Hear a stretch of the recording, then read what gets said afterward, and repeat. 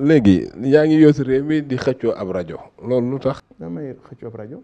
ah dama dégg ñu ni yaa ngi xëccoo fréquence bu i rajo di exploité. En fait je crois que loolu c'est une histoire boo xam ne moo jiitu loolu il se trouve que dañu jaay ñun 50% du capital de Nostalgie ñu signé ko jël suñu chèque joxe ko xam naa ne rees na parce que 2015 ak léegi chèque ba rees na waaw soo ma jaayee sa micro bii ma jox la sa xaalis nga lekk ko mu rees xanaa di nga ma jox sama micro waaw joxoo ma micro bi ma laaj la wuyuwuloo ma ñu dem fa mbaxane doone benn yoon tëral ne la Yérim waa ji de jox ko këyit yi wane ni micro bi moom genn wàll gi ndax lekk nga xaalis bi te boo ko deful chaque jour dañ la defal astreinte 100 000 francs waaw xam nga kon loolu décision de justice la kon boo yëgee ne micro bi Yérim jaar na ca ginnaaw genn wàll ga mu jaayaat ko Ousseynou xanaa sañ nga dem ni ko waaw Yérim li nga ma jaay noo ko mënee jaay ñaari nit parce que li nga jaay kat moomu loo ko sama alal la et loolu la et aujourd'hui c'est une décision de justice man fàtte woon naa loolu sax parce que loolu je crois que c'était en 95 mais li am solo mooy situation boobu réew nag boo ci nekkee comme on est civilisé doo dóoree doo xaste buñ la nit tooñee li la yoon may alal dafa sax ci xol boo ko mayut nit bu ci jotee wala na mu ca jotee mu metti la yoon rek nga mun a dem pour lijjanti ko. Yérim question bu mujj bi mel na Bougane te yow bul la joxoon réew mi kan mooy doon première dame. mais xam nga ay détails la yoo xam. du détail s'il vous plaît. ndax première dame dafa am rôle bu muy joué cim réew. xam nga c'est très important première dame. bu lépp doxee soxlawuloo première dame. déedéet première dame. xam nga bu fekkee ne première dame mooy. wala bi dana am koo fa dëkkal. déglu ma rek. koo xam ne nii protocole dafay laaj déedéet Bougane première dame c'est très important déglu ma yeggale parce que am na réew yoo xam ne par exemple protocole bi dafay laaj nga ànd ak sa soxna. waaw mais non déglu ma yeggale rek xam nga c'est comme Donald Trump ba ñu ko laajee ci vie privée du nit ki na muy dunde moo am njariñ la muy def ci nit ñi moo am njariñ fexe ba sénégalais bi mënal boppam. je crois que loolu moom mooy combat bu njëkk bi mais Bougane li protocole defal naa Bougane ñaari question yu mu boo ma mayee rek ma ñëw li ngay def teewul dafa am loo xam ni protocole réew diggante réew boo ma mayee rek ma ñëw li am solo mooy naka lañ mun a def ba sénégalais bi mënal boppam et je crois que loolu moom mooy combat bu njëkk bi ni ñu tàmmal mooy première dame mooy joxe suukar mooy joxe ceeb non. ça va au-delà mais xam nga ni caricature la ça va au-delà de ça. maa ngi ñëw rek quand tu as un bon service de l'action sociale est-ce qu'en réalité tu as besoin d'une première dame buy joxe ndékki ci mbedd tous les jours xam nga lu tax. parce que première dame dafay compléter non c'est important. Bougane absolument première dame dafay compléter partout c'est-à-dire même démocratie yi gën a avancé tey boo demee par exemple Michelle Obama. pendant les 8 ans de Barack Obama li mu def contre l'obésité parce que obésité vrai problème la ni pauvreté mel fii noonu la am yaram mel États-Unis liggéey bu mucc ayib la ci def donc première dame dafa am secteur boo xam ne da koy jël compléter action président donc bu ko minimiser. non minimiser wu ma ko. faaw nga wax non minimiser wu ma ko. faaw nga wax yow tey buñ la falee parce que buñ la falee war na dinañ am première dame xanaa. dama bëgg rek nit ñi comprendre ne que buñ ñu dugal ci ay détails parce que pour man. loolu détail la. déedéet. non si détail la loo xam ne protocole réew ak réew la. oui. nga war a dem États-Unis tey Maison Blanche. oui. président États-Unis di la recevoir nag soxnaam faaw nga ànd ak sa soxna. mais évidemment dëggul dëgg. mais c'est quoi le problème. à ce niveau non le problème mooy. parce que ñaari première dame mënuñoo am. non ñetti première dame. non déedéet dafa am réew yoo xam ni li tax ma poser la question boobu y a des pays yoo xam ni loolu ça c'est un vrai problème. ah non mais président bi bu amee dëgg naa xaar rek ma xam la sax góor gi nag sëñ bi. allez-y. fu mel ni Guinée par exemple. Alassane Conté dafa dem na ba am ñeenti jabar. oui mais désordre bi mu créé ci réew mi mënoo ko imaginer maanaam c'est pas une question théorique li ma lay wax ni bala nga woo xam kenn ko amoon lu ëpp benn jabar yoroon réew mi tey nga xam. kii xëcc fii jëm fii kii xëcc jëm. Alors qu'est-ce que tu veux nous faire comprendre? Qu'est-ce que tu veux nous faire comprendre que aujourd'hui la polygamie est un problème pour la présidentielle? Ah, j'ai jamais dit ça. Ah non mais non. Non dama bëgg wax ni problème question boobu képp kuy polygame. Oui. war a jël nguur gi war nga ko trancher. Mais non mais parce que c'est une question non dafa naan xamul tax. Est-ce que le problème s'est posé aujourd'hui en Gambie? Le problème Elle ne s'est pas posée. Non dafa nang dafa. Non je te pose la question. Cheikh bi Gambie du Sénégal. Non je dama ne non je te pose une question. Gambie du Sénégal. Ça s'est posé en Guinée. Dans des conditions atroces. Il y a La beaucoup de pays Guinée, c'est africains la dafa nang Guinée. Niger dafa nang rek. Il y a beaucoup de pays africains yoo xam ni. Polygamie maanaam président am jabar yu bari ça pose de gros problèmes. Ok donc ça veut dire que quelqu'un comme toi qui est polygame. Ouais.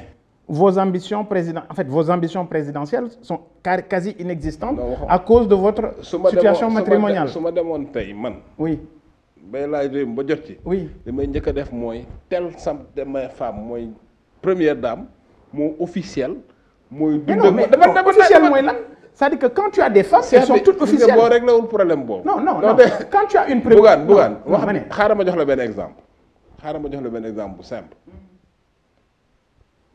par exemple Lansana Conté bi mu nekkee président Henriette Conté dafa am fondation Mama Henriette Conté. Deuxième femme bi qui était une Miss Guinée qui s'appelait Zeynab, je ne me souviens plus de son nom, dem créer fondation. Mais ñaari fondation yi mel ni ay parti politique yuy xeex ci biir réew mi. mu indi jafe-jafe yoo xam ne kenn xamul lu toll. xam nga Yérim pour man encore une fois. La situation matrimoniale d'un candidat ne peut être un problème pour briguer un mandat présidentiel. Et je dis pourquoi. Vous savez, dans ce document, on a dit quelque part qu'on va organiser par une loi la sécurité et tout ce qui tourne autour du président de la République. Donc, si cette loi détermine pour dire que voilà comment la première dame doit être organisée, mais je dis, il n'y a aucun problème, on va s'y conformer. Le problème est très clair. Je veux dire, il faut que nous comprenions que réew dañ koy organiser. Et dans n'importe quelle situation, war nañu mëna yegg ci organiser réew. Man li ma gëmul mooy fondation yooyu ñu may wax. Déjà man gëwuma loolu. Xam nga lu tax gëwuma loolu. Poser rek question bu yomb. Yaay président de la République. Oui. nga war a fanaani ci ñetti kër ci biir Sénégal ñetti kër. moo amee ñetti jabar ñetti kër. loolu en terme de sécurité gis nga ni mu grave loolu pour gérer ko. mais ku la wax ne fanaan fii ñaari kër ku la wax ne fanaan fii ñaari ku la wax ne ku la wax ne ci ñetti kër laay fanaan. ah mais tu es obligé de fanaan ñetti kër.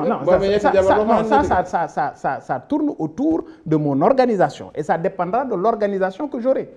non dépend ci loolu. non si non bëggaan xam nga dañuy wax ci polygamie boo amee ñetti jabar da ngay moomee fii ñaari fan moomee fii ñaari du loolu lañ ko tëralee. non loolu la ñuy doxal. voilà jeex na léegi boo doxalee loolu ça veut dire que yow président de la République da ngay dem fanaan ci ñetti kër. parce que je vois très mal nga boole ñetti jigéen ci biir palais bi. voilà léegi boo dee fanaan dafal ndànk loolu rek déjà. waaw may ma ñëw ñun mosuloo gis. kilifa bu am këram.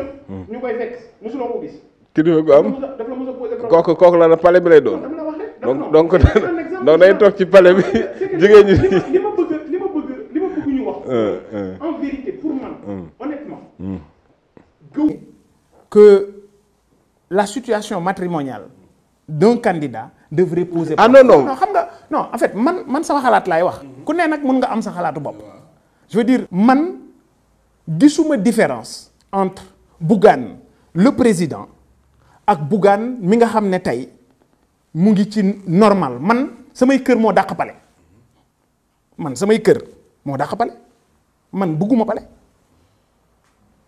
man bugguma salaire président parce que li may am maa ngi ci sant suñu borom donc de manière très claire je dis li nga xam ne moom mooy tourner autour mooy li ngay wax ay fondation ay affaires yooyu noonu. sécurité je veux dire ay sécurité. non même la sécurité cette histoire la sécurité elle est extrêmement importante mais comme j'ai dit de par une loi xam nga tey Sénégal président sécurité am nu leen neex lañ koy organiser amul benn loi buy régir sécurité président tey bu la neexee sax say calo bleu yi nga yor nga ñëw jël leen def leen transformer leen dugal leen ci biir police defal leen un statut spécial wala dugal leen biir gendarmerie alors que war nañu mën a yegg ci organiser ko ba mu nekk njariñ pour réew mi. Donc pour man si on arrive à une organisation qui dira voilà compte tenu de la polygamie dans un pays, voilà comment les choses dans notre pays, voilà comment les choses doivent être organisées, mais bu boobaa on va s'y conformer.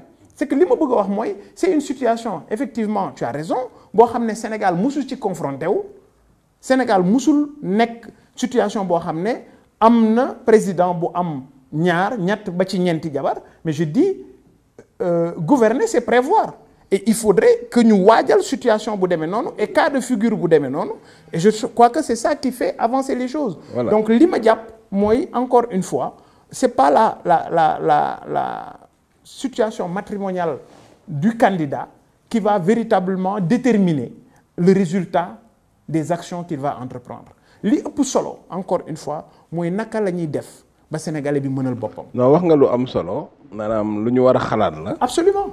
planifier ko xool nuñ koy defee ndax du yomb. Bougane ñu ngi lay sant di la gërëm. ci waxtaan wi je crois que ku ko dégg dina dégg clairement ni ngay proposer ni nga gisee économie Sénégal ni nga jàppe ni noonu lañ mën a def ba industrialisation am ci Sénégal. yéen nag mbokk yeeg xarit yeeg ñi ñuy déglu nii rek lañ koy defee fii ba élection yi képp ku samp ndëndam dinañ la laaj ndax encore une fois élection du xeex du xuloo du xastante samp sa ndënd la wax li ngay proposer Sénégalais yi d'accord ci wala ñu bañ cee d'accord. À bientôt si Dieu le maître des jours à venir le veut bien.